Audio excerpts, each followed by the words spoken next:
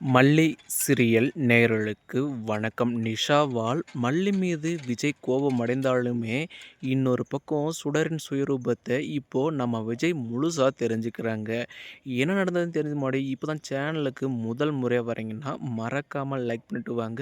வீடியோக்குள்ளே போயிட்டு என்னதான் சுவாரஸ்யமான விஷயம் நடக்குதுன்னு பார்த்தீங்கன்னா, ஒரு பக்கம் இந்த போலியான ரேணுகாவுக்கு பின்னாடி ரகு தான் இருக்காங்க அப்படின்ற ஒரு விஷயத்த இப்போது நம்ம மல்லி இருந்துட்டு தன்னுடைய அண்ணங்கிட்டையும் அதாவது இன்னொரு பக்கம் மனோகர் அண்ணங்கிட்டயும் பேசும்போது கரெக்டாக கன்ஃபார்ம் பண்ணிடுறாங்க. அதுக்கப்புறமா மனோகர் அண்ணன் எப்போ தானே அந்த ரிப்போர்ட் வரும் அப்படின்னு வந்து கேட்கும்போது, மல்லி இன்னைக்கு ஈவினிங்குள்ளே எப்படியும் வந்துடும் அப்படின்னு அவரும் ஒரு பக்கம் வந்து சொல்லிட்டு இருக்காங்க இல்லையா? மறுபக்கம் அண்ணன் அதில் ஒன்றில் மட்டும்தான் இப்போ கடைசி என்னுடைய முழு நம்பிக்கையும் வந்து இருக்குது.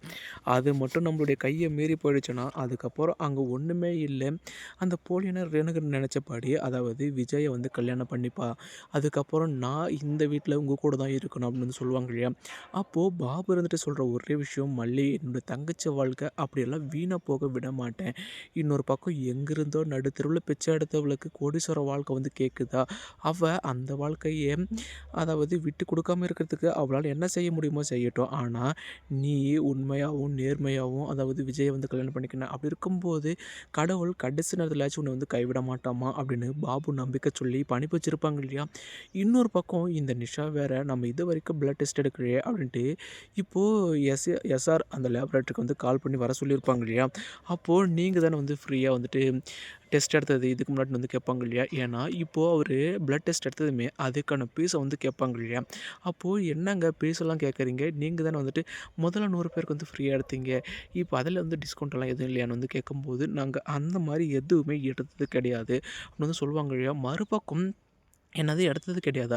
அப்போது இதுக்கு முன்னாடி ஒருத்தர் வந்தாங்களே அவரு அப்படின்ட்டு அவங்களுடைய அடையாளத்த வச்சு சொல்லும்போது, மறுபக்கம் அதுக்கு உண்டான பணத்த மனோகர் தான் வந்து குடுத்தாங்க.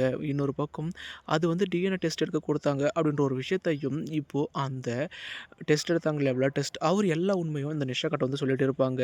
நிஷா உடனே அமைதி இருப்பாள். என்ன தன்னுடைய அக்கா வாழ்க்கை அப்படி வீணா போச்சு. இதெல்லாம் மல்லியால தான் வீணா போச்சு. அப்படி இப்படின்னு வந்துட்டு உடனே கொந்தளிச்சு அதாவது விஜயோட வீட்டுக்கு மாஸ் என்ட்ரி குடுப்பாங்க இல்லையா?